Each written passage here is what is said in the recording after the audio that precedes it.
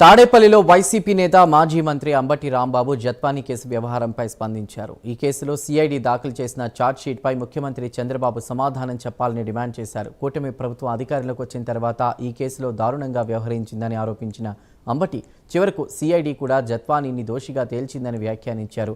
హోంమంత్రి ఈ వ్యవహారంలో నాటకాలాడారని విమర్శించారు. పోలీస్ వ్యవస్థను ప్రభుత్వం కక్ష సాధింపు కోసం ఉపయోగించుకుందని ఆరోపించిన అంబటి పిఎస్ఆర్ ఆంజనేయులు వంటి అధికారులను అరెస్ట్ చేయడం సరికాదని అన్నారు.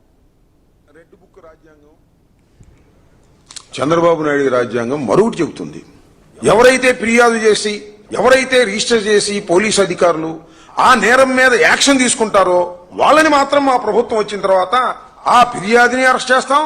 ఆ న్యాయ ప్రక్రియలో ప్రొసీజర్ ప్రకారం వెళ్లినటువంటి వ్యక్తుల్ని అరెస్ట్ చేస్తాం, కక్ష సాధిస్తాం, తడిగుడ్డలతో గొంతులు కోసేస్తాం అనేటువంటి విషయాన్ని ఇవాళ చంద్రబాబు నాయుడు గారు నిరూపిస్తున్నారు.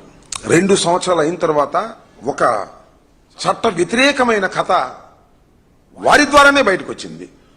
కాదంబరి జత్వానీ ముంబైకి చెందినటువంటి ఒక మహిళ.